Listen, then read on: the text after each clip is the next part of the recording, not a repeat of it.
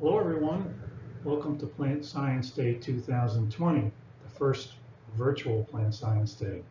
My name is Greg Bugby. I am a scientist in the Department of Environmental Sciences. I run the soil testing laboratory. I answer questions on soils and soil fertility.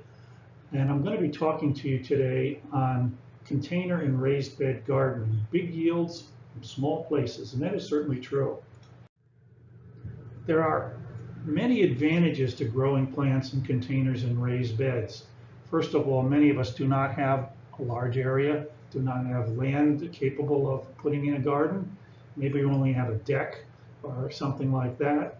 And we can grow very nice plants in these small places using containers and raised beds in some instances. Another advantage is poor soil can be alleviated with containers or raised beds. Basically, you're not using the existing soil.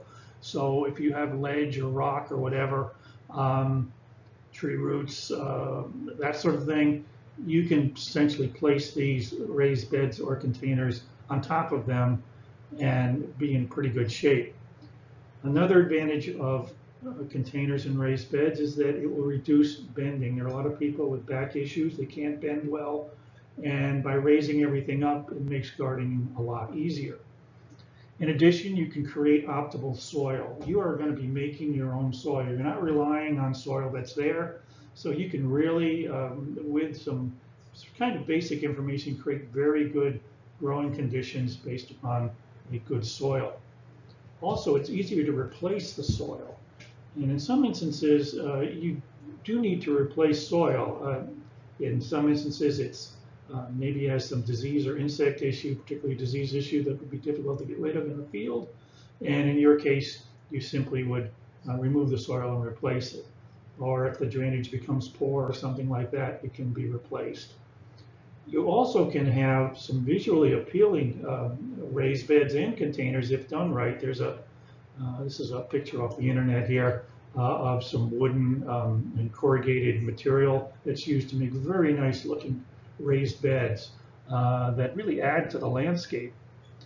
Also, you can move plants indoors. One example is figs, which need to be brought in for the winter. They need to be protected, and growing them in containers is perfect. You can move them indoors or in a garage or protect them in some way. Much easier than if you tried to grow these things in the field. There are some disadvantages to growing plants in containers and raised beds. First of all, the root system is very confined. And therefore, you need better soil, you need better drainage, you need better conditions for growing the plants. You're going to go from high fertility to low fertility, or from high moisture to low moisture very rapidly. And you need to take that into account with your soil and with your irrigation and fertilizing practices.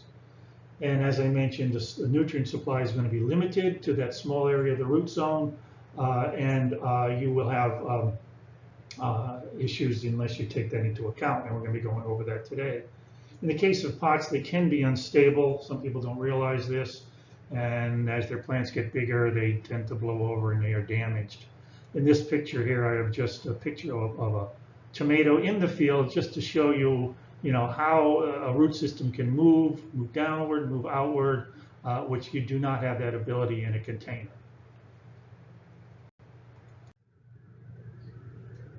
There are all sorts of raised beds. There's all sorts of containers.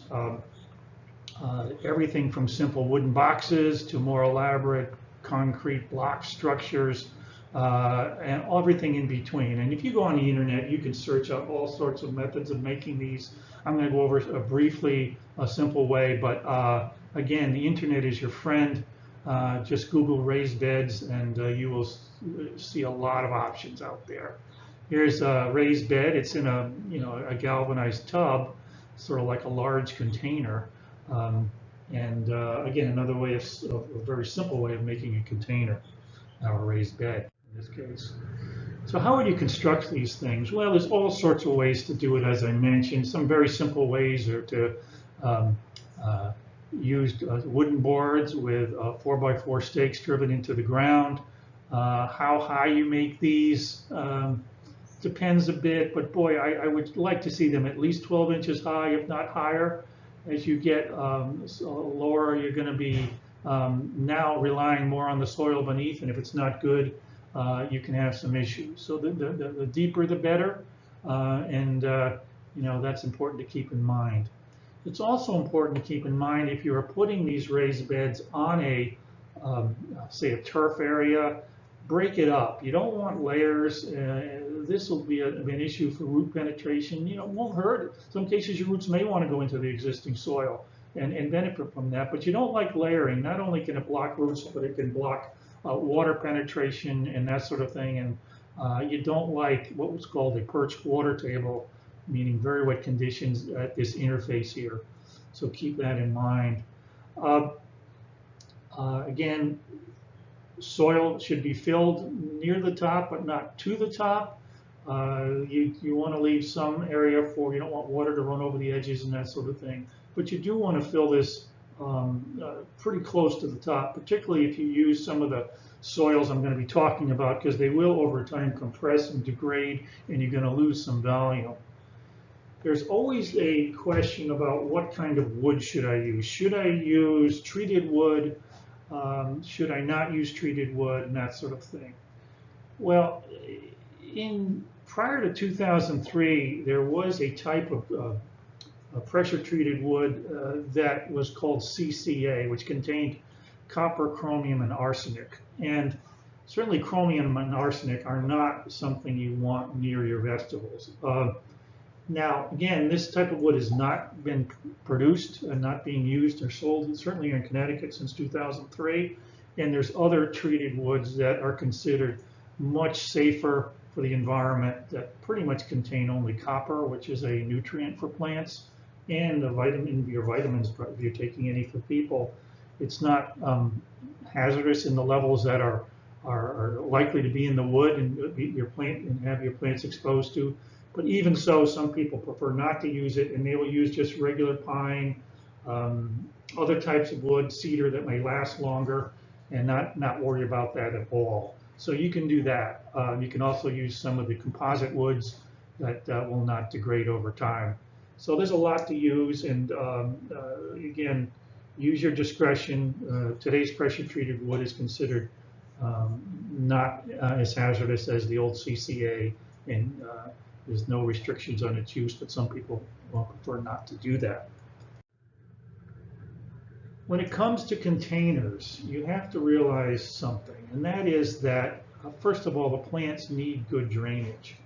And drainage comes from two things. One, making sure you have drain holes in the bottom of your pot. And two, making sure your pot is tall enough to provide good drainage. I have some examples here showing some different heights in pots, and the water table that is often sort of perched at the base. Even with the drain holes, it doesn't all come out. And you can see with this short pot here how much of this soil is saturated with water compared to the taller ones. And here's an example. I do this when I give talks now and then. This is a tray with a sponge. And just think of this sponge as your potting soil. And it's in a shallow pot. And you can see it's not draining much. There's a little bit you can hear in the tray, but not much. Now, if you consider this the soil that's in a tall pot like this, you will notice that it drains much better. And again, you're going to get much better drainage from a tall pot than a really short, squat one. So keep that in mind when growing things. Now, again, with your say your vegetables and that sort of thing, you can use 5-gallon buckets and all sorts of containers here, tubs to put the soil in. Just make sure it's going to drain and you have drain holes in the bottom. What kind of soil should you use? Well, first of all, for containers, I would suggest purchasing quality potting soil. I got some examples here. It's not the only one, but it's a common one that can be used.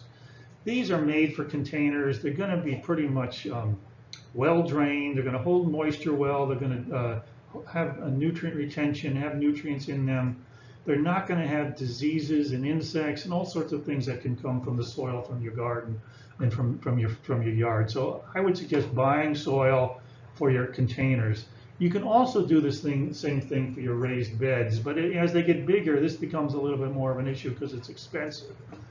In that case, you really should consider making your own, and you can find some sort of good compost. Here I am. This is years ago. The town of Greenwich was making their own compost, and we were testing it. And a lot of towns have compost that is pretty good, and you could get it there. You can buy compost from garden centers and some vendors that has been made in such a way that it has gone through high temperatures, which has killed most of the weed seeds and insects and disease organisms that you worry about a bit. So a good compost is critical. Generally, I would like to see at least 2/3 of your raised bed soil as organic or compost. The other third can be some type of sandy soil if you have some that you're pretty confident is going to be weed and insect and disease free. It could be just straight sand will work. You can use other things like bark mulch, perlite, and that type of thing.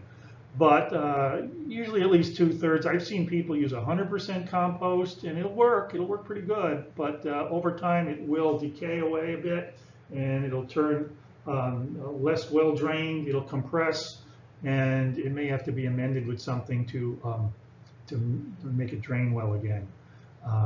Bark mulch, that sort of thing, or replaced. And anytime you're replacing, say, a raised bed soil or even potting soil, remember that makes a very good addition if you have outdoor gardens to field soil. So you don't just throw it away; you can use it there. So again, soil will change over time, particularly the high organic soils. It will reduce in volume, and with that, it will drain more poorly, and sometimes that has to be dealt with. Now, there's other types of organic material you can use. This is peat moss. Very common type of soil amendment. It has some advantages in that it improves drainage. It has some disadvantages in that it is low in nutrients, and it is also very acidic. So there are some plants which prefer acidity, but very few, only like your azaleas and Mount Laurel and blueberries. Most everything does not, everything else does not. So again, this has some use, but my opinion would be for this type of thing, you better use some sort of quality compost. Now, don't forget to test your soil. We kind of harp on this. I do run the lab, but really it's the only way of knowing where you're at. In some cases we get soil in here that is terribly under-fertilized. In some cases we get soil in my lab which has been so over-fertilized that it'll actually harm plants. So it's important you get the soil tested in a way that you get a good scientific sort of description of what it is. We have a soil testing lab. It's a free service. You can just go online to soil testing, Connecticut Ag Station, get a form, fill it out, and either bring or mail your soil to us. It's important that the soil be taken properly. This is actually a home garden, but you want to take it from several places. In your raised bed or in your containers, just not from the surface, whatever. You want to take it get a good representative sample. We need at least a cup of soil, and prefer a pint. Should be in a plastic bag. Ziploc bags are great, and make sure they're labeled with your name and address and what you want to grow. You'll get a report back in the mail, and it'll have a lot of good information. It'll tell you what the soil texture is, the organic matter content, what the pH is. This is critical for knowing if you need to add limestone or maybe acidify the soil. This is a critical characteristic. If your pH is off, nutrient availability, even though the nutrients are there, but nutrient availability will not be good. So that's important. Then we give you a rundown of your major nutrients, the 2 forms of nitrogen, phosphorus, potassium, calcium, magnesium. And with all this, we can give you suggestions if limestone is needed, how much is needed, this case it's pounds per 1,000 square feet. We would break that down to smaller volumes for you guys that are doing containers and raised beds. And then we'll give you some information on fertilizing. And we'll give you fertilizer grades and how much to use. If you are an organic gardener, it's important you let us know, because we're going to give you organic suggestions instead of these more conventional suggestions. We're suggesting like a 5-10-10 fertilizer. That is very conventional and synthetic fertilizers, but we do cater to organic gardeners, and we will give you specific suggestions for your organic gardens. Just make sure you let us know.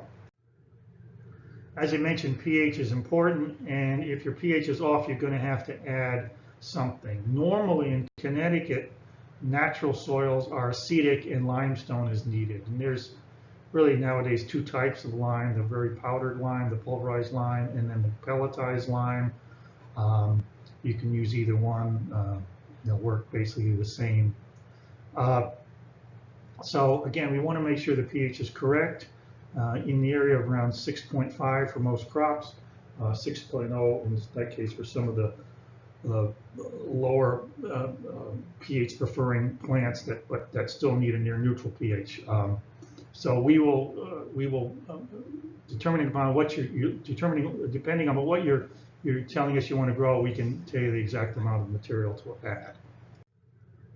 As far as fertilizing the raised beds in containers, you're going to be happy. You're going to have a couple of choices. There's a lot of ways to do this. And again, if you're using these composts, they can vary in their fertility. It's difficult for me to tell you without a test exactly how fertile they are. Some use manures, which are high in fertility, to make them. Others do not. They might use leaves and that sort of thing, and they'd be lower in fertility. But they're still high in organic, which is important, high in organic matter. But you're going to have a couple of choices for your fertilizers. The conventional type of fertilizer that is used by probably the majority of people, I'm not saying is better or worse than others, is something like a 10-10-10 fertilizer. It tends to be very quick release. By the way, this first number stands for the percent nitrogen by weight in the bag. And this second number is the percent of phosphate in the bag. And this is the percent potash in the bag. So this is a 10-10-10.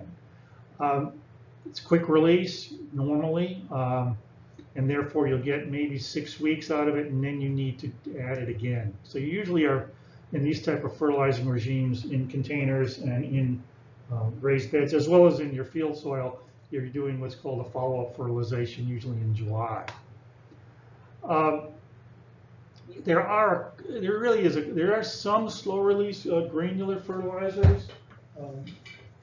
I have one right here. This is a product that's called Osmocote. I'm not a salesman for them. I'm sure there's other good ones as well, but it is a coated granular fertilizer, meaning that there's pellets in here that are coated with a synthetic material that the fertilizer will leach out slowly over time, and you get slow release characteristics.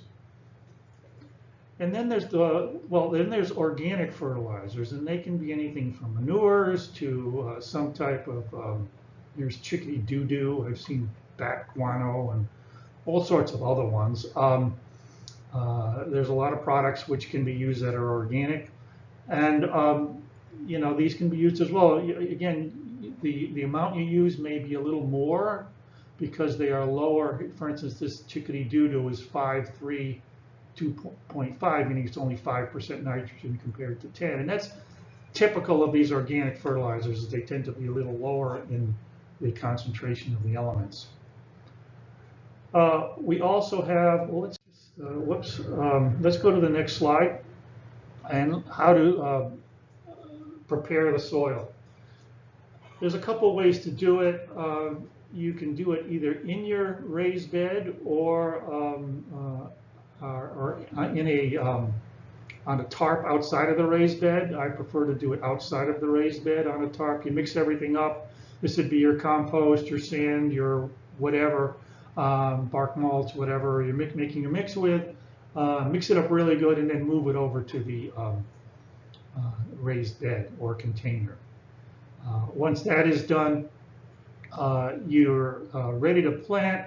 You can plant your plants, and then you have to usually make a decision. Do you want to put some sort of an irrigation system in? This is some sort of drip system, which is a very efficient way to water plants. And it's not hard. You can go online and learn how to do this. You can get a cheap timer that you put on your hose outlet, and you can water automatically without even you doing it.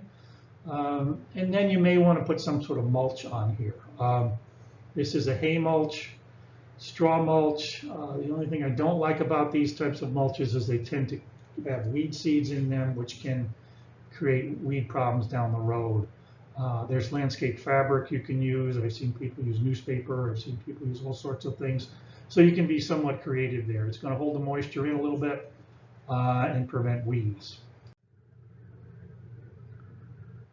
You're going to have problems, whether it's containers, whether it's raised beds or fields, and I have to bring these up at this point. There's a lot of things that are going to want your plants as much as you do or more. There's the tomato hornworm here, which is a large worm, which you can have on your tomatoes, and you can feed voraciously on your tomatoes and do a lot of feeding in a day.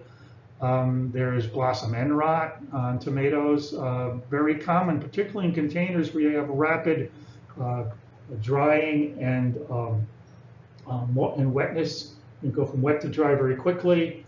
Will often cause this decay at the growing point at the end of the tomato. Normally it will go away. It's often, again, only under certain periods where the weather's just right.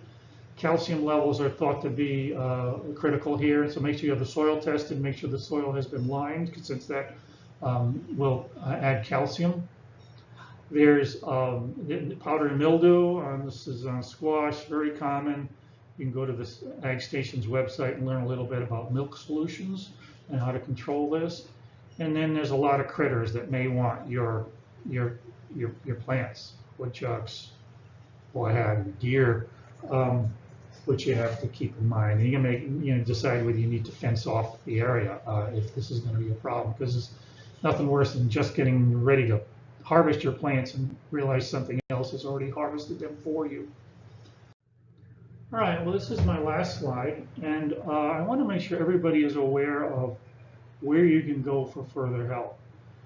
There's really three departments here which can give you immediate help. One is, my section, which is the soil testing area, and you can come here for information on how to get your soil tested. You can call or email me for with inquiries on everything from container and raised bed gardening to lawn care, what have you. We also have a plant disease information office, and here you can contact them and get information on plant diseases, physiological problems, general problems that you don't really know what they are. This is a good place to call. They kind of can sort it all out for you. And then we have the insect information section, where insect questions go. People who want insects identified can bring them, and they can help you.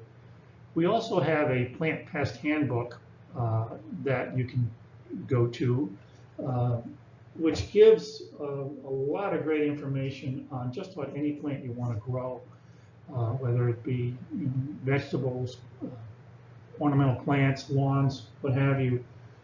You can look up the plant and click on it, and you will get information on all the problems, at least the most common ones, and how to solve them. So it's a great resource. So with that, I'm going to end. Again, if you have questions on what I've talked about today, you can contact me at this address here. This is my email address, gregory.bugby@ct.gov. Phone numbers are here. If you want to mail anything to me, it's here, so feel free to do that. And I hope, given my short time with you today, that you appreciate the fact that you can grow a lot of different things in containers and raised beds. Be very creative. I've grown everything from corn in containers to all sorts of things. And you know, be creative. There's a way to do it, and you can have some great gardening. So with that, I'll say goodbye. And again, please contact me if you have any questions.